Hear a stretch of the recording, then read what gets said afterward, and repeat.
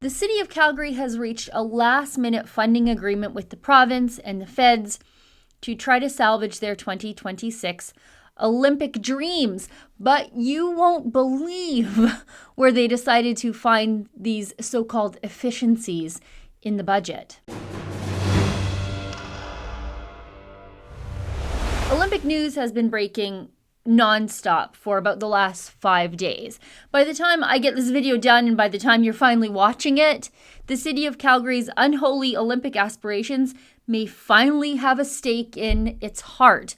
Or those aspirations may be resurrected from their grave through some act of financial witchcraft like the zombie Olympics of 2026. Here's what we know so far. The Olympic deal was dead. It was buried by the afternoon of October 30th.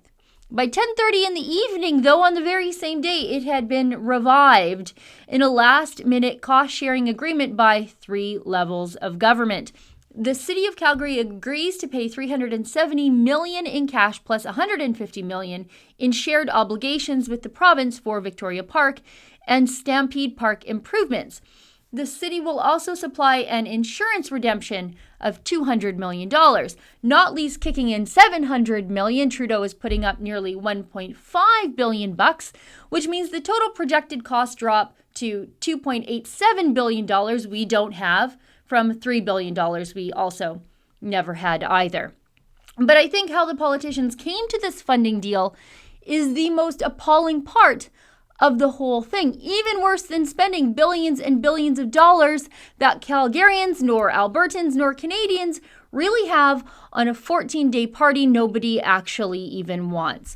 People deserve to know what corners these politicians are willing to cut to get themselves a 2-week-long legacy shindig with the world's most crooked oligarchs and aristocrats.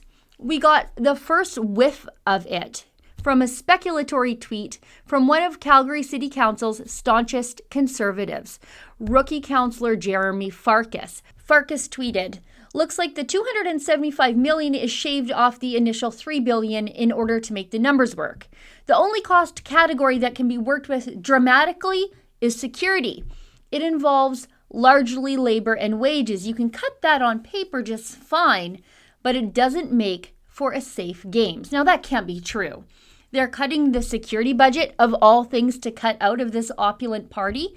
Reporter Madeline Smith from the Star Calgary contacted a spokesperson for the city-run corporation in charge of the bid process, Bidco, and got an answer late last night. She tweeted, "Just got an answer from a Bidco spokesperson on how they shaved the public cost down to $2.875 billion from $3 billion. It comes from efficiencies in the security budget, including accommodation for security personnel.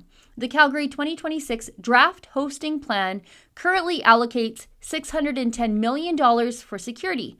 Bidco spokesperson said that was a generous amount and we knew it was high.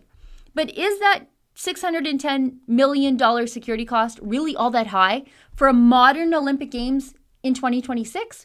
Or was it greatly underestimated to begin with so that it looked good on paper? I'm guessing it's the latter, and here's why. For the 2010 Winter Olympic Games held in Vancouver, the security cost came in somewhere around $1 billion. Calgary was already estimating to spend somewhere near half of that, and Vancouver is often touted as one of the better-run Olympic Games, all things being relative, of course. Are there really any such thing as a well-run Olympics?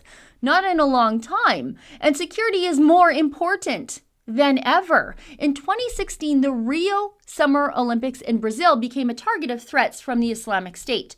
According to USA Today, American officials conducted more than 100 training sessions for 3,800 Brazilian security forces, focusing on cybersecurity, airport screening, drones, behavioral recognition, and other specialties. French Metro Police trained Brazilian security on monitoring transportation systems, and Boston police coached them on tracking threats in public places.